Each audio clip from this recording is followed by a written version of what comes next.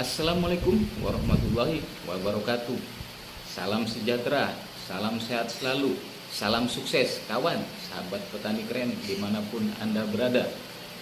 Baik, kali ini kita akan membahas tentang bibit atau benih berkualitas.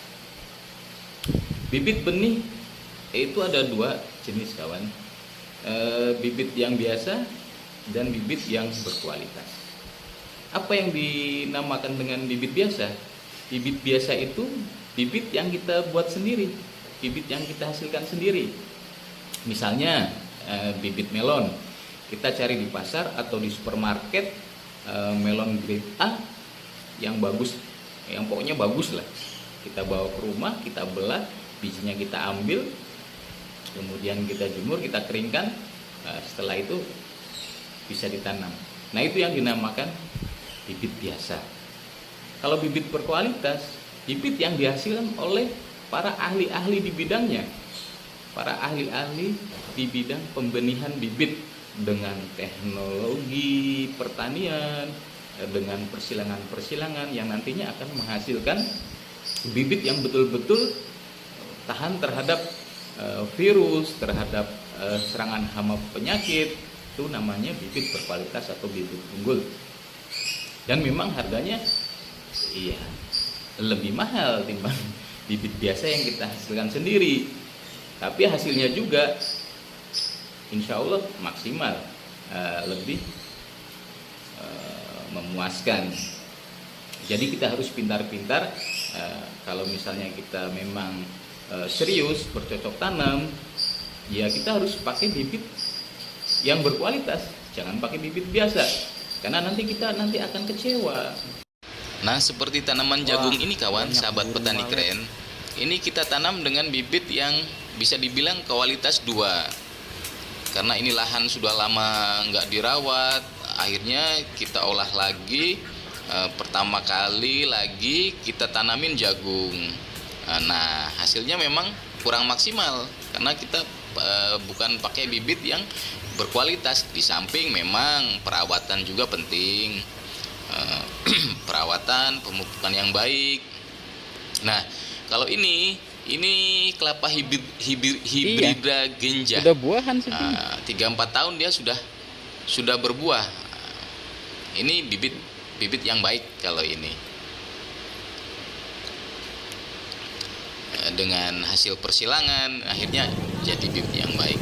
Nah, kalau melon yang ini kita lihat dari bentuknya aja kan nggak simetris, benjol-benjol. Ini bisa dikategorikan grade B atau grade C. Nah, ini bukan karena penyakit atau dan sebagainya kawan. Ini karena memang bibitnya kurang baik, ya. Karena faktor genetik memang, sehingga buahnya jadi kurang bagus, ya kan, benjol-benjol. Makanya pemilihan bibit itu dalam kita bercocok tanam itu sangat penting sekali. Makanya kita harus betul-betul bercocok tanam itu dengan menggunakan bibit yang betul-betul berkualitas. Seperti tanaman durian ini juga, ini pakai bibit biasa atau bisa dibilang bibit lokal. Kita sudah menunggu sekian tahun, 7-10 tahun, begitu berbuah. Memang bagus, buahnya lebat, buahnya banyak, tapi kecil-kecil dan rasanya tidak begitu sangat manis. Coba kalau kita tanam dengan bibit yang berkualitas, bibit yang bagus, seperti misalnya jenis durian musangking, atau durian bawor, atau duri hitam. Nah, itu kita akan mendapatkan hasil yang maksimal kawan, baik dari segi harga, baik dari segi rasa. Itu kita akan betul-betul puas, akan betul-betul diuntungkan. Kan sayang kan, segini banyak buah duriannya, tapi itu tadi dari segi rasa, dari segi harga, dari segi kualitas juga kurang maksimal. Akhirnya ya kita juga akhirnya yang kurang diuntungkan. Duren guys. Jadi betul-betul sangat penting sekali kawan, sahabat petani keren, dalam hal kita bercocok tanam itu kita menggunakan bibit yang berkualitas. Ini pun sama, ini duren lokal. Duren lokal memang rasanya ini lebih manis, tapi andaikan kita pakai jenis durian bawor atau musangking, itu akan lebih menguntungkan lagi. Nah, gimana caranya kita mendapatkan bibit yang berkualitas? Ya tentunya kita harus punya referensi, kita harus punya link yang betul-betul menyediakan bibit yang benar-benar berkualitas. Misalnya kita cari info-info toko-toko pertanian yang menyediakan bibit-bibit berkualitas, benih-benih unggul di sekitar yang dekat dengan tempat tinggal kita.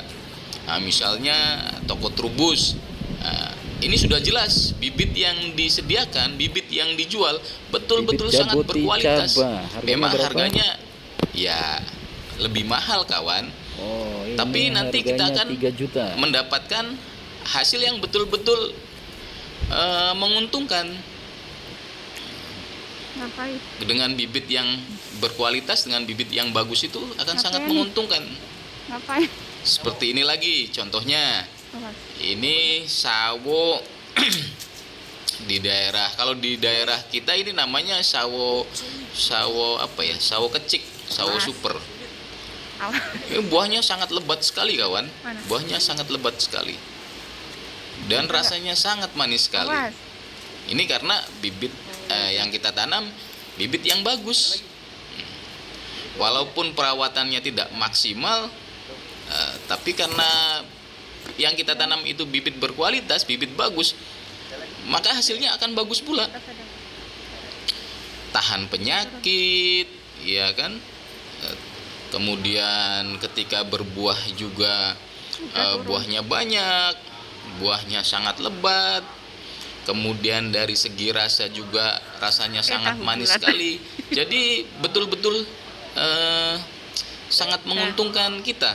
Apalagi misalnya kita sebagai petani profesional misalnya, betul-betul kita bercocok tanam untuk menghasilkan, untuk pendapatan. Itu harus betul-betul selektif betul dalam pemilihan bibit tanaman yang akan kita tanam gitu. Kalau kita sudah bisa memilih atau menanam dengan bibit yang sangat bagus, nah hasilnya market kita juga akan mudah, bisa masuk ke supermarket misalnya, bisa masuk ke pasar-pasar yang lebih baik lagi.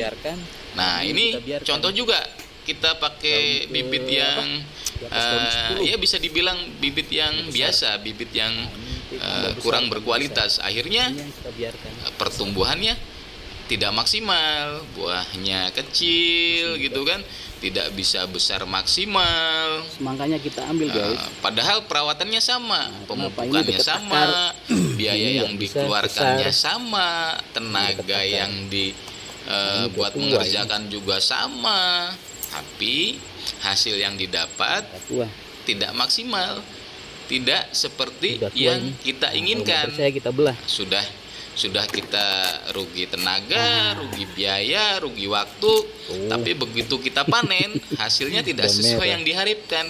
Kan sangat sayang sekali kawan, sahabat petani keren. Ini musangking. Nah, itu mudah-mudahan yang ini bawor. Dengan info-info yang bisa kami berikan, mudah-mudahan bisa bermanfaat. Kawan sahabat petani keren juga, bila mau bercocok tanam, mudah-mudahan nanti tanamannya bisa menghasilkan tanaman yang betul-betul menguntungkan bagi kita semua. Itu harapan kita sebagai petani. Jadi ya sebisa mungkin kita harus pintar-pintar memilih bibit tanaman yang akan kita tanam. Yang ini supaya lokal. setelah nanti tumbuh besar, sudah berbuah, itu Yang itu bawor. betul-betul bisa menghasilkan dan menguntungkan kita, Yang itu bisa lokal. menyenangkan kita.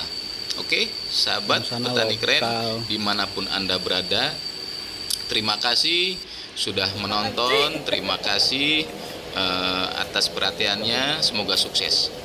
Jangan lupa subscribe, like, comment, and share. Terima kasih.